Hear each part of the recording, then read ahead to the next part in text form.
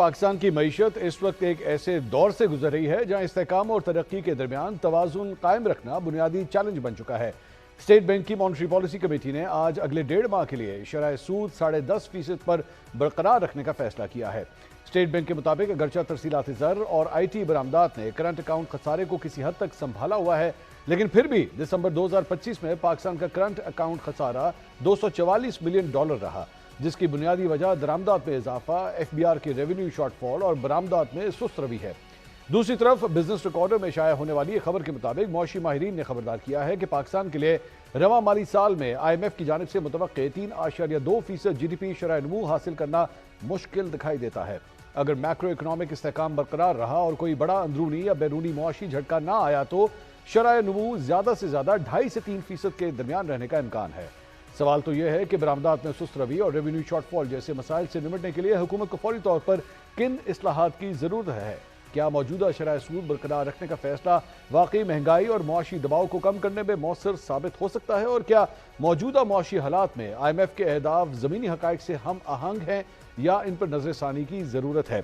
इसी मामले पर मजीद बात करेंगे माहिर माइशियात डॉक्टर फरूख सलीम साहब इस वक्त हमारे साथ मौजूद हैं, उनसे गुफ्तगू करते हैं। डॉक्टर साहब, बहुत शुक्रिया आपने हमारे लिए वक्त निकाला। सबसे पहले तो ये बताइएगा कि स्टेट बैंक की जानिब से आज जो मॉनेटरी पॉलिसी का ऐलान किया गया, आप समझते हैं एक्सपेक्टेड था या it's come as a surprise?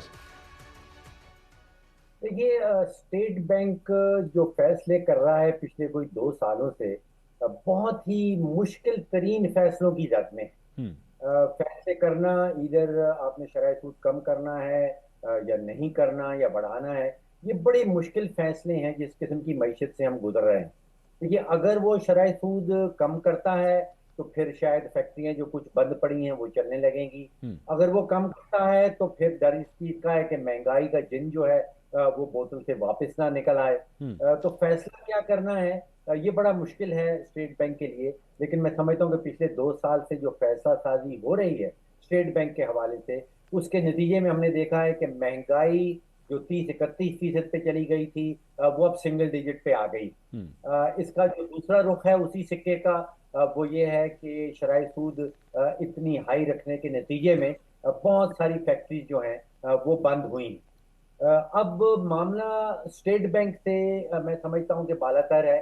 मामला असल मसला जो है वो हुकूमत का है। अब सोचिए कि हुकूमत कहती है कि उसकी आमदन 17,000 अरब होगी, उसके अखराजात 25,000 अरब से जायद हो जाते हैं। इसका मतलब यह है कि वो 8,000 या 9,000 अरब सालाना की बुनियाद पे उधार लेना है मार्केट से।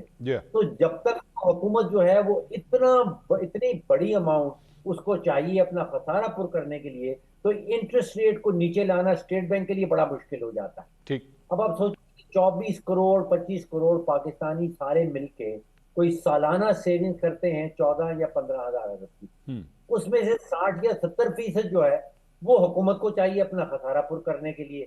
तो असल बीमारी जो है वो दिल की है, वो हुकूमत के खसारे की है। और यहाँ हमारी एक्सपेक्टेशन या हमारी उम्मीद बन जाती है स्टेट बैंक से। तो बीमारी तो दिल की दूर करनी है, ये गुर्दों का इलाज करने से दिल की बीमारी दूर नहीं हो। तो डॉक्टर साहब, जाहिर बात है इस रिपोर्ट के अंदर या आज जो गवर्नर स्टेट बैंक गुफ्तगू कर रहे थे उसमें रेवेन्यू शॉर्टफॉल जो है वो उसको एक प्रॉब्लमेटिक एरिया जो है वो बताया गया कि FBR जो है वो अपने टारगेट्स अचीव नहीं कर पा रहा। आपके ख्याल में यहाँ पे कहाँ पे किस तरह हुकूमत जो है वो गलती कर रही है? यहाँ पे मैं इख्तलाफ करूंगा स्टेट बैंक से। स्टेट बैंक का ये कहना कि पाकिस्तान में टैक्स की कलेक्शन की कहीं कहीं कमी आ रही है, तो आप सोचिए कि 10 साल पहले 11 साल पहले का बजट आप उठा के देख लीजिए हुकूमत का हद जो था टैक्स के हवाले से, जो FBR ने इकट्ठा करना था वो कोई 3-3.5 हजार अरब पे आया करता था। पिछले साल FBR ने 17,000 अरब का टैक्स इकट्ठा किया। अब आप सोचिए कि हुकूमती डिपार्टमेंट जो है जो 3,000 अरब से कहीं 17,000 अरब पे पहुंच जाए, तो मैं समझता हूं कि FBR के मुकाबले में किसी और हुकूमती डिपार्टमेंट को सामने रख लीजिए तो मेरे नजदीक FBR की परफॉर्मेंस बाकी सारे हुकूमती इदारों से बेहतर रही। टैक्स बड़ी तेजी से कलेक्शन हुआ है। यहाँ प्रॉब्लम टैक्स का नहीं है, यहाँ प्रॉब्लम है हुकूमती खसारों का और प्रॉब्लम है हुकूमती नुकसानात का। मैं समझता हूँ कि स्टेट बैंक को भी एक वादे किस्म की रिसर्च अंडरटेकिंग करनी चाहिए और यहाँ पे बीमारी की सही नौयत जो है उसका सामने आना जरूरी है। जब तक हम ये कहते रहेंगे कि टैक्स इकट्ठा नहीं हो रहा, टैक्स इकट्ठा नहीं हो रहा, बीमारी जो है वो टैक्स की नहीं है, वो कहीं और है, वो हुकूमती नुकसानात की है, हुकूमती अखराजात की। और डॉक्टर साहब यहाँ पे एक मामला जो है वो इंपोर्ट्स का भी है। स्टेट बैंक का ये कहना है कि इंपोर्ट्स जो हैं वो ज़्यादा हो रही हैं, बढ़ना शुरू हो गई हैं, एक्सपोर्ट्स की स्पीड वो नहीं है, जिसकी वजह से यहाँ पे भी एक डेफिसिट जो है वो नज़र आ रहा है।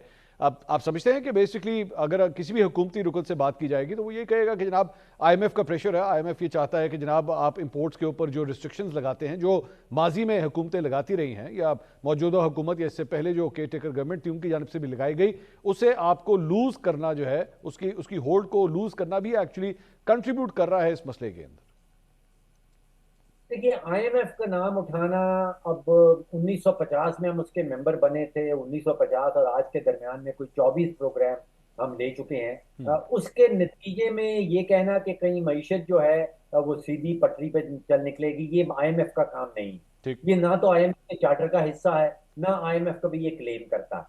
ये काम है हमारी अपनी सियासी क़यादत का, हमारी अपनी माशी क़यादत का, कि वो नक्शा खींचना है कि हुकूमत का इंपोर्ट और एक्सपोर्ट का जो डेफिसिट है उसको किस तरह दूर करना है, हुकूमत का जो बजट का खसारा है उसको किस तरह दूर करना है, और हुकूमत के हवाले से मईशत को सीधी सिमत किस तरह देनी है। ठीक। ये कहना कि आईएमएफ हमें रोक लेता है, आईएमएफ गलत रास्ते पे चला देता है।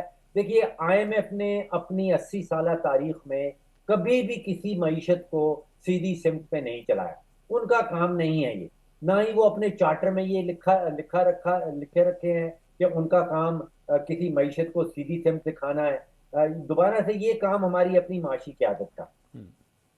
डॉक्टर साहब एक और एरिया जो मेरे ख्याल में थोड़े से पॉजिटिव्स इसमें से निकलते हैं कि पाकिस्तान के पास इस वक्त जो डॉलर्स की तादाद है वो तकरीबन 16 अरब डॉलर बताया जा रहा है, और आने वाले चंद महीनों के बाद जो है इसे 18 अरब डॉलर बताया जाएगा। एक जगह आज से चंद साल पहले तक डिफॉल्ट की सिचुएशन बनी और उसके बाद अब यह बताया जा रहा है।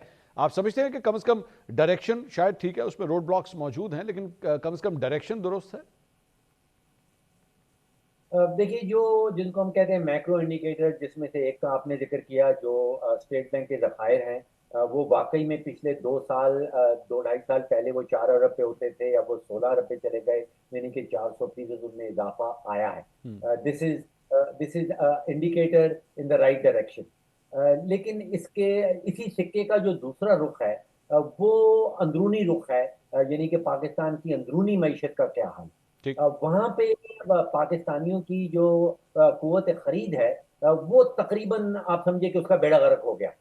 यानी कि गैस का बिल देने के बाद, बिजली का बिल देने के बाद, बच्चों की फीस देने के बाद, अब वो एवरेज पाकिस्तानी खानदान जो है उसके पास कोई जेब में पैसा टका बचता नहीं है। तो जब हुकूमत ये कहती है कि हमने 4 अरब डॉलर से 16 अरब के ज़खायर इकट्ठे कर लिए हैं, तो वो उसको सवाल ये उठाता है कि जो मेरी जेब में पैसा है, जो मेरी कुव्वत खरीद है, उसका तो सत्यानाश हो गया, मैं तो कुछ खरीदने के काबिल नहीं रहा। बेशक जो शराय जो महंगाई की शरह है वो भी डबल डिजिट से सिंगल डिजिट पे आ गई है, लेकिन अगर मेरी जेब में पैसा नहीं बचा तो फिर कीमतों की शरह, अगर शरह महंगाई नीचे आती है तो उससे मैं कैसे फायदा उठा सकता हूँ।